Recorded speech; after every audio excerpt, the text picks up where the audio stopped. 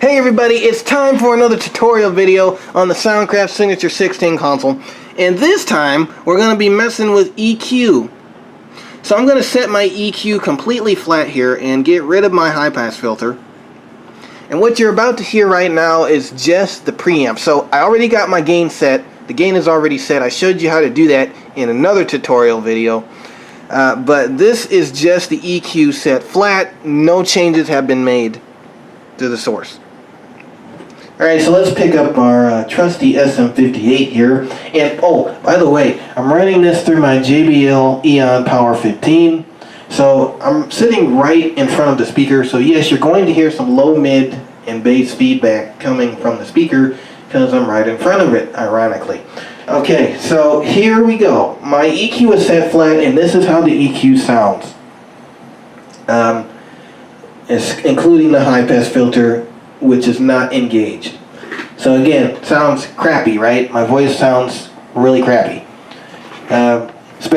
Particularly in the low mids, I sound like crud. So we got to get rid of that. But first things first, let's engage our high pass filter and see what change that makes to our voice. Okay, so that kind of cleaned up my voice a little bit. The high pass filter on this Soundcraft Signature is 100 hertz. So 100 hertz and below will not be picked up by a particular source, which is pretty much what you need for vocals. Now, some instruments such as kick drums, synth patches, and bass guitars, obviously you want the low end frequencies coming from those sources, and so you would leave the high pass filter disengaged. You wouldn't press it in. But for things like vocals, guitars, if you want to clean a guitar sound up, acoustic guitars, certain types of keyboards and pianos, organs, generally any other source that doesn't reproduce bass as their main frequencies, you want to engage that high pass filter. Again, pretty elementary, right? But I just figure I say it anyway.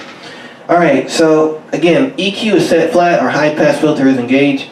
Now the first thing that I would do, again, we have 60 hertz running through my vocal mic.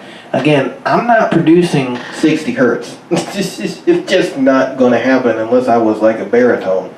Now, I am producing, I would say, maybe like 250 hertz, and that's a low mid. But on this console, it doesn't really cover the low mids that much. You get 400 hertz, 80 hertz, and 2K on low mids. So I would have to cut 400 hertz from my voice to make it sound a bit cleaner. Let's cut the bass first. And the unique thing about this EQ is you don't have to crank it. Some analog consoles such as, let's see, Allen and Heath and Mackie, it's like, with their EQs, you really have to cut a whole bunch of the frequency for there to be a result that's heard. But with Soundcraft, this is a pretty unique EQ, and it's called their Sapphire Asymmetric EQ. And so what this does, basically, is with any frequency, there is a narrow cut and a wide boost. So if I did want to boost something like the bass, I wouldn't have to add so much of it because the boost is pretty wide. And if I want to get rid of the problem, just do a minor cut, and the problem is practically history. Now, there's something else that I hear in my voice in the low mids, and obviously I have that set flat. We're going to cut that.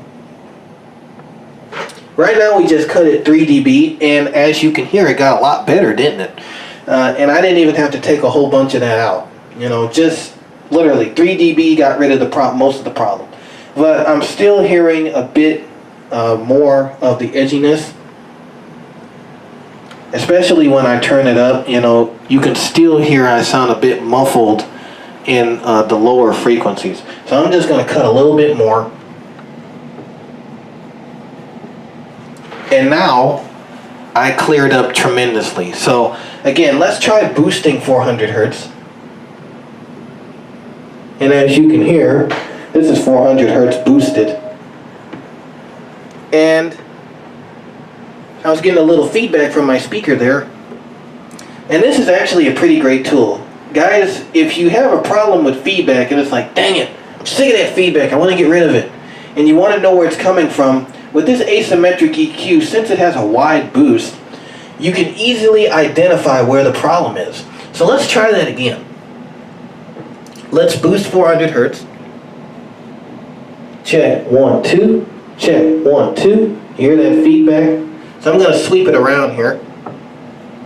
This is 2K. Check, 1, 2. I'm getting feedback up there too, but I can cut that in a second.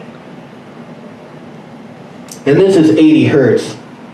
So not really getting much feedback here. So the main area that was really nasty was 400 hertz.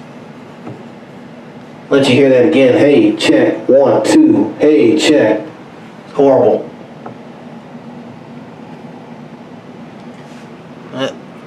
Alright, so I cut that, and heck, it's a lot better, and I'm not getting that annoying feedback. So it can be very easy to identify problems on this console because the EQ is just so smooth and so accurate, yet so musical. You know, it's great. You know, you can easily pick out those problems that are driving you bonkers. Now, the last thing I hear in my voice, particularly on this SM58 mic, is some brashiness up in the 2K region. And that also may come from my speaker here, this JBL. You know, JBL loves high mids, but not to the point where it's ridiculously overbearing, but you know, it can get annoying at high SPLs. So what I'm going to do is just take a tad of 2K out, and now I sound a lot more balanced. You know, this is how my voice sounds EQ'd on an SM58. And it's pretty good. I enjoy it. So, yeah, this is how the EQ sounds. And I guess if I wanted to put a little oomph back in my voice, I could either set 80 hertz flat, or add a little bit of 400 hertz so it's not so, you know, skinny. But for my voice, I still have trouble in that region. So for me personally, I would have to cut it. But this is how it sounds. It's a pretty great and smooth EQ, easy to use. And this is a tutorial on it, on how to use it.